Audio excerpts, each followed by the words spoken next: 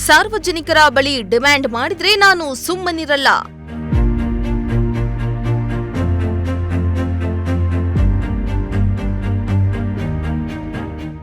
ಭ್ರಷ್ಟಾಚಾರ ಕಂಡು ಬಂದ್ರೆ ಮುಲಾಜಿಲ್ಲದೆ ಶಿಸ್ತು ಕ್ರಮವಾಗುತ್ತೆ.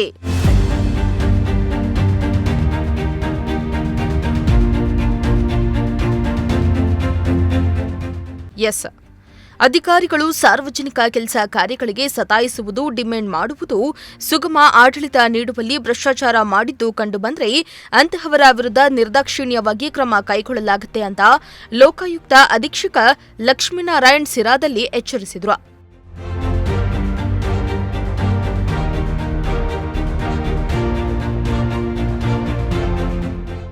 ನಗರದ ತಾಲೂಕು ಪಂಚಾಯಿತಿ ಆವರಣದಲ್ಲಿ ಕರ್ನಾಟಕ ಲೋಕಾಯುಕ್ತ ವತಿಯಿಂದ ಏರ್ಪಡಿಸಿದ ಸಾರ್ವಜನಿಕ ಕುಂದುಕೊರತೆ ಸಭೆಯಲ್ಲಿ ಮಾತನಾಡಿದ ಅವರು, ಸರ್ಕಾರದ ಕೆಲಸ ದೇವರ ಕೆಲಸ. ಇಂದು ನಮಗೆ ಅಧಿಕಾರ ಸಿಕ್ಕಿದೆ, ಪ್ರಾಮಾಣಿಕವಾಗಿ ಕೆಲಸ ಮಾಡಬೇಕು. ಅದನ್ನ ಬಿಟ್ಟು ಸಾರ್ವಜನಿಕರಿಗೆ ತೊಂದರೆ ಕೊಡೋದು ಕಂಡುಬಂದರೆ ಕಠಿಣ ಕ್ರಮ ಕೈಗೊಳ್ಳಲಾಗುತ್ತೆ ಎಂದು ಅಧಿಕಾರಿಗಳಿಗೆ ಖಡಕ್ ಸೂಚನೆಯನ್ನ ನೀಡಿದ್ದಾರೆ. ಡಿಮಾಂಡ್ ಮಾಡೋದು, ಅವ್ರನ್ನ ಸತಾಯಿಸೋದು, ತೊಂದರೆ ಕೊಡೋದು, ಇದು ನಮ್ಮ ಕ್ಲಿಯರ್ ಆಗಿ ನಮ್ಮ ವ್ಯಾಪ್ತಿಗೆ ಬರ್ತದೆ. ಸಾರ್ವಜನಿಕರಿಗೆ ಹೇಳ್ತಾ ಇದ್ದೀನಿ, ಅದಿದ್ರೆ ನೇರವಾಗಿ ನೀವು ಸ್ವಲ್ಪ ಕೆಲವರು ಫೋನ್ ಮಾಡ್ತಾರೆ, ಫೋನ್ ಮಾಡಿಬಿಟ್ಟು ಸರ್ ಇಲ್ಲಿ ಇಷ್ಟು ಮಾಡ್ತಾನೆ, ಇದು ಕೇಳ್ತಾನೆ, ಹಂಗೆ ಅಂತ. ಆಯ್ತು ಬಾರಪ್ಪ ಅಂದ್ರೆ ಬರೋದು. ಹೇಳ್ಬೇಕಾಗಿದೆ ಪರಿಸ್ಥಿತಿ. ಯಾಕೆ ಅಂದ್ರೆ ಕೆಲವರು ನಾನು ತಿಳ್ಕೊಂಡಾಗ ಅವನು ಅಧಿಕಾರಿ ಮುಂದೆನೆ ಹೋಗಿ ಫೋನ್ ನೋಡಿಲಿ ಲೋಕಾಯುಕ್ತ ಮ್ಯಾಟ್ರಲ್ಲೇ ಮುಗೀತು. ಇಲ್ಲದೆ ನಾವು ಮಾತಾಡೋದು, ರೆಕಾರ್ಡ್ ಮಾಡೋದು, ಅವನು ಕೊಡೋದು, ಕೆಲಸ ಮುಗಿತು. ಸೊ ಇದು ಕೂಡ ನಮ್ ಗಮನಕ್ಕೆ ಬಂದಿದೆ. ಇರ್ಲಿ, ಅಟ್ಲೀಸ್ಟ್ ಕೆಲಸ ಆಗ್ತಿದ್ಯಾ. ಬಟ್ ನಾವೇನ್ ಹೇಳ್ತೀವಿ, ವೆರಿ ನಟೋರಿಯಸ್ ಅಂತೀವಿ. ನಟೋರಿಯಸ್ ಇರ್ತಾನೆ.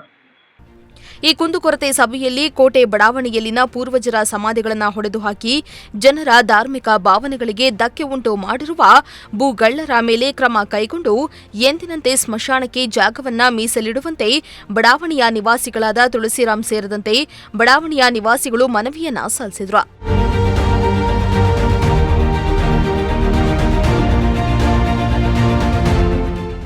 ಇನ್ನು ಇದೇ ವೇಳೆ ಧಾರ್ಮಿಕ ದತ್ತಿ ಇಲಾಖೆ ಖಾತೆ ಪಹಣಿ ಸೇರಿದ ದೂರುಗಳನ್ನು ಸ್ವೀಕರಿಸಿ ಸ್ಥಳದಲ್ಲಿಯೇ ಪರಿಹಾರಕ್ಕೆ ಲಕ್ಷ್ಮೀನಾರಾಯಣ್ ತಾಕೀತು ಮಾಡಿದ್ರು.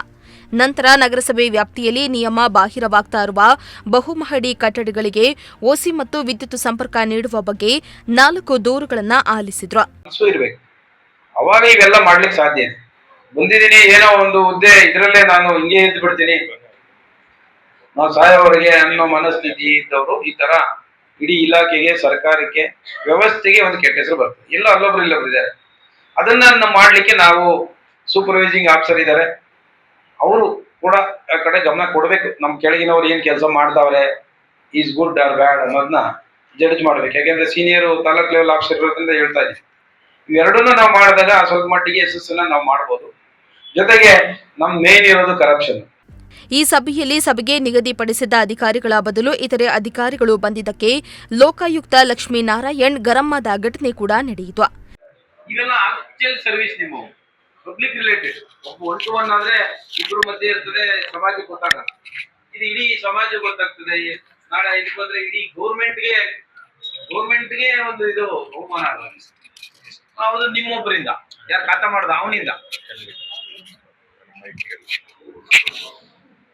ಅಲ್ವಾ? ಖಾತಾ ಮಾಡ್ದವನು ಯಾರೋ ಏನೋ ಏನೋ ಅವನ ಕಾಮನ್ ಸೆನ್ಸ್ ಯೂಸ್ ಮಾಡ್ಲಿಲ್ಲ, ಅವನ ಕೆಲಸ ಕರೆಕ್ಟ್ ಮಾಡಿಲ್ಲ ಅಂದ್ರೆ ಇಷ್ಟು ಅನಾಹುತಗಳಿಗೆ ಹೊಣೆ ಆಗುತ್ತೆ. ಅದನ್ನ ಎಲ್ಲರೂ ನೋಡ್ಬೇಕೀಗ. ಸರ್ಕಾರ, ಅಧಿಕಾರಿ, ಎಷ್ಟ್ ಇಲಾಖೆ ಎಲ್ಲರೂ ಬರ್ಬೇಕು, ಬಂದವರು ಲಾಂಡ್ ಆರ್ಡರ್ ನೋಡ್ಬೇಕು. ಇದು ಒಂದು ಉದಾಹರಣೆ ಅಷ್ಟೇ.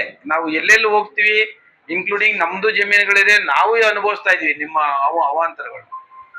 ಇಲ್ಲದೆ ಇರೋ ಕಥೆಗಳು ಓದ್ತೀರಾ, ಇಂಥವಕ್ಕೆ ಯಾಕೆ ಉಪಯೋಗಿಸಲ್ಲ? ಬೇರೆದಕ್ಕಾದ್ರೆ ಅದಿದೆಯಾ ಬರ್ತೀರಾ, ಸ್ಪಾಟ್ ನೋಡ್ತೀರಾ. ಇಂಥದ್ದು ಸ್ಮಶಾನ ಇರುವಂತದ್ನ ಹೆಂಗ್ ಖಾತಾ ಮಾಡಕ್ಕಾಗತ್ತೆ? ಅಟ್ಲೀಸ್ಟ್ ಅಲ್ಲೊಂದು ಇಡ್ಬೋದಲ್ಲ. ನೀವು ನಿಮ್ ಕೈಲಿ ಮಾಡಕ್ಕಲ್ಲ ಅಂದ್ರೆ ತಹಸೀಲ್ದಾರ್ಗೋ DC-ಗೋ ಒಂದು ಬರೆದು ಇಡ್ಬೋದಲ್ಲ. ಅಲ್ಲಿ ಇದಿದೆ, ಮುಂದೆ ಸೂಕ್ಷ್ಮ ಇದೆ, ಇದು ಇಲ್ಲಿವರೆಗೆ ಜನ ಸ್ಮಶಾನ ಅಂತ ಉಪಯೋಗಿಸಿದ್ದಾರೆ ಅಂತ ಏನೋ ಒಂದು ಡಾಕ್ಯುಮೆಂಟ್ ಮಾಡಕ್ಕೆ ಏನಕ್ಕೆ ಕಷ್ಟ ಇತ್ತು?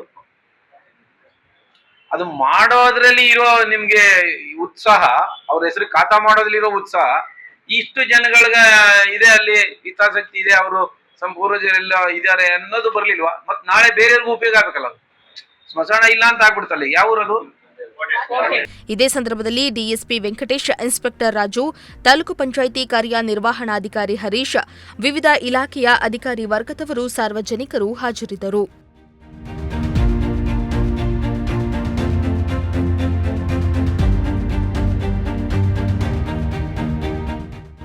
ಶ್ರೀಮಂತ ಪ್ರಜಾಶಕ್ತಿ ಟಿವಿ, ಶಿರಾ.